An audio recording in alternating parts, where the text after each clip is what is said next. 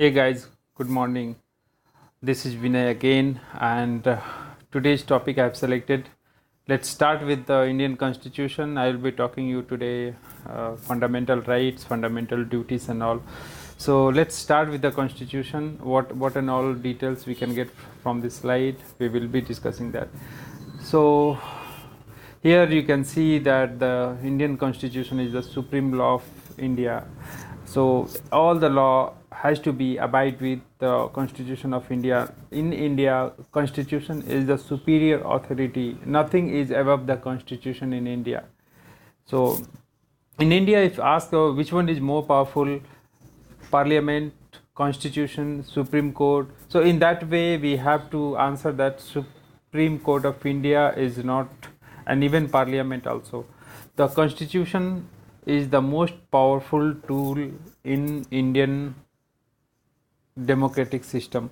Now, in this Constitution, you can ask a question that why not Parliament, because they can amend the Constitution. So they can amend the Constitution, but they cannot amend the basic structure, and that was held in a very famous case, Keswanand Bharti case, which you should definitely know as a law student. What was the consequences, how the case started, and what was the result in that. So nothing can be changed in terms of basic structure in Indian Constitution cannot be changed by any authority, even by the Parliament. Supreme Court of India or any court they are liable for giving their comments. They can interpret the law, but they cannot make any changes in law. So we will be talking more in future, but as of now you should know, because we are going to talk today about more about fundamental rights and fundamental duties. So about Indian Constitution, this is a very important fact that the Indian Constitution is the longest written constitution in the world. In the sense whether we have borrowed lot of information, lot of things from different countries.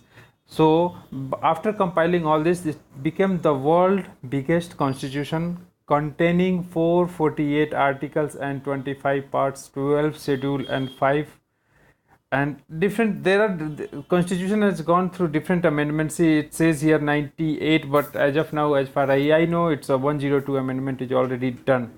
So this is a little old video, so try to ignore that information, try to get always updated information. But as of now, I said it's a 102 amendment has been already done in Indian Constitution. So it's a very flexible also in terms of having done the amendment, number of amendment. Now here, if you see here, the Indian Constitution kind of federal. It's a federal in nature, because in India there are different states, and in each and every state they have their own government. So this is how we make it a federal government. But when we compare the federal government of USA and Indian federal system, the USA federal system is quite different, and that is why most of the people, most of the jurists say that India is not 100% federal country, but it's a quasi federal country. So in case if there is a question asked about India and Constitution of India, that about what kind of federal system we followed, so we can say that it is a quasi federal system we follow in India. Sorry, the line got disconnected, so please just hold on for a second. Now let's talk about the fundamental rights. So what is fundamental right? First of all, we should know what is fundamental right. So if you see this slide, fundamental rights defined as a basic human rights of all citizens, and it is defined in part 3 of the Constitution.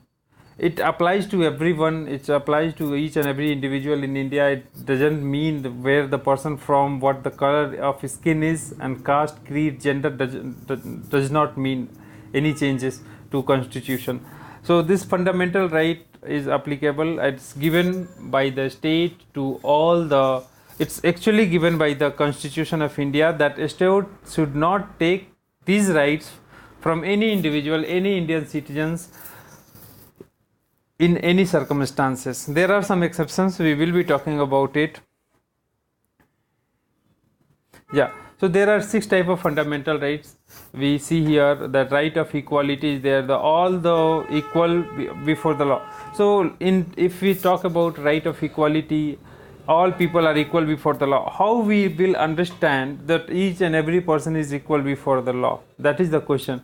So equality, right of equality talks that each and every person will be treated equally. It means that the state will not do any discrimination in terms of treating its public.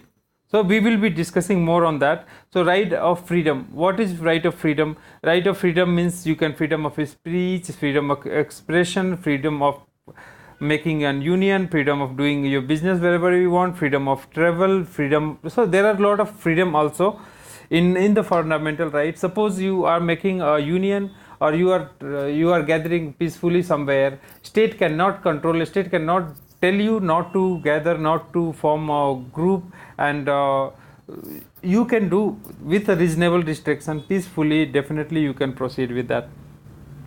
Then right against exploitation. Exploitation is like when can be, it's more towards the child labor and beggar and all, where people used to work in a big family. A poor person used to work whole life and getting nothing, they were not getting anything. So this is about that fundamental right. Then right of freedom of religion, article 25 to 28, you know, these days it is in news very frequently. So in that, state will not control you to doing, a state will not tell you to do follow one religion and do not follow other religion. This is not this is your individual right. You can do whatever you want. You can pray to God in morning, you can go to temple, in evening you can go to church. No one will stop you to doing that. Okay, so because state will not, India is a secular state. Now question for today, when the secular word was used in the preamble of India, please comment. Now India is a secular state, it means that there is no religion of a state, but in terms of state, people from a state, if they want to follow some religion, government or India state will not control those things. Let's come to the educational right. Now there is a right to education. We all know that it is a very important right, and each and every person has to be given chance to study, and that is the responsibility of the state, and the state will not take this right from any individual in any circumstances. Now right to constitutional remedies, this is article 32 and article 226 of Constitution of India, where in case if your right is violated, your any of the 6 fundamental right is violated, what will you do? If your right is violated, you can directly approach to Supreme Court of India or go to any of the high courts in India. You can directly go to Supreme Court of India. That provision is mentioned in article 32 of Constitution. Article number 226 talks about the same kind of remedy if any individual wants to go to the high court. So that is the Constitution of India, that is called right of constitutional remedies. And right of property, see, this right used to be earlier, but now it is not there. The right of property is no more a fundamental right. So this is just for a correction, I am telling that right of property is no more a fundamental right.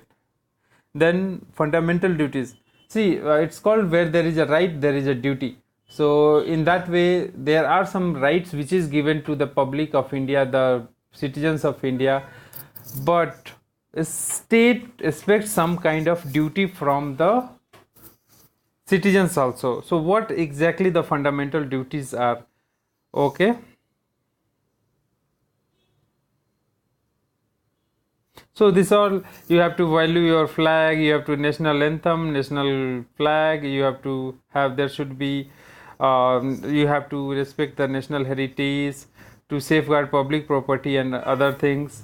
And then analysis of above duties reveal that they are applicable only in citizens and not to the aliens. So what is the difference between citizens and aliens? Citizen is called a person who's got citizenship of India. Alien is called a person who is outside, from outside of India. Now question number 2 for today. What is the person called when he is not citizen of any country? I will be answering all these questions in my next video. What is the status of a person called when he is citizen of no country? Okay, so thank you so much for today's discussion. I will be making you some more videos, some more informative video. Please wait and watch. Thank you so much for your time and discussion.